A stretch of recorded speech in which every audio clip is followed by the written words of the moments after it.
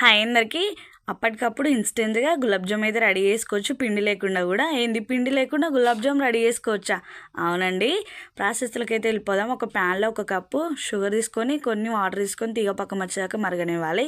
ఇంకొక ప్యాన్లో కొంచెం నెయ్యి తీసుకొని 1 కప్పు బొంబాయి రవ్వ ఉంటుంది కదా, ఉప్మా రవ్వ తీసుకొని మంచిగా వేయించుకున్నాక చల్లార్చిన పాలు పోసుకొని మొత్తం అంతా కూడా కలిసిపోయేదాకా ఉడకనివ్వాలి.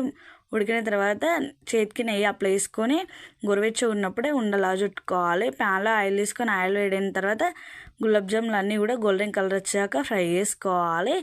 అన్నీ కూడా ఈవెన్గా ఫ్రై చేసుకున్నాక పాకం చల్లారితే వేడి చేసుకొని మళ్ళీ పాకాన్ని ఈ గులాబ్ జాములు అయితే ఆ పాకంలోకి అయితే వేసుకోవాలి. అన్నీ కూడా అలానే వేసుకొని ఒక 20 నిమిషాలు మూత పెట్టి మంచిగా నాననివ్వాలి. లోపల జ్యూసీగా మీది క్రిస్పీగా టేస్ట్ అయితే నెక్స్ట్ లెవెల్ ఉంటుంది. ఇలాచీ ఉంటే వేసుకోండి, ఇలాచీ లేదని నేనైతే డ్రై ఫ్రూట్స్ వేస్తున్నాను అండి.